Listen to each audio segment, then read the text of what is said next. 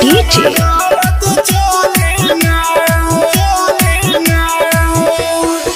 चलिए राजा जी भोला दुआरी सुनिल देवा घर में भीड़ होला भारी। चलिए राजा जी भोला दुआरी सुनिल देवा घर में भीड़ होला भारी।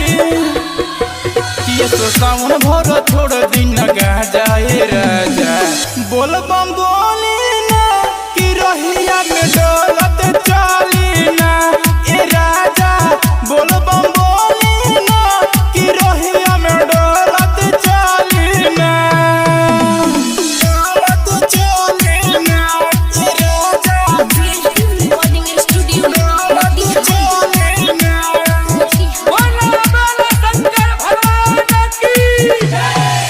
जाई बाजार से लेली न कहवर बाबा के कीरा पासे बजाई पावर जाई बाजार से लेली न कहवर बाबा के कीरा पासे बजाई पावर। ये तो सावन भर थोड़ दिन गा जाए राजा बोल बम बोले ना कि रहिया में डोलत चली ना ए राजा बोल बम बोले ना कि रहिया में डोलत चली ना ए राजा बोल बम बोले ना कि रहिया में डोलत चली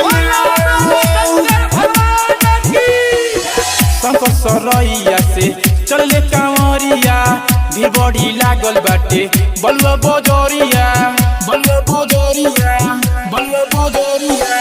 शंकर सरैया से चले कांवरिया देख न भीड़ बड़ा लागल बजरिया।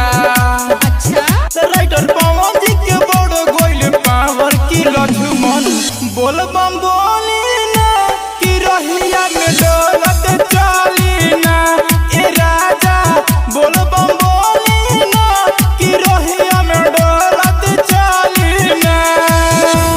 Well tuned. Recording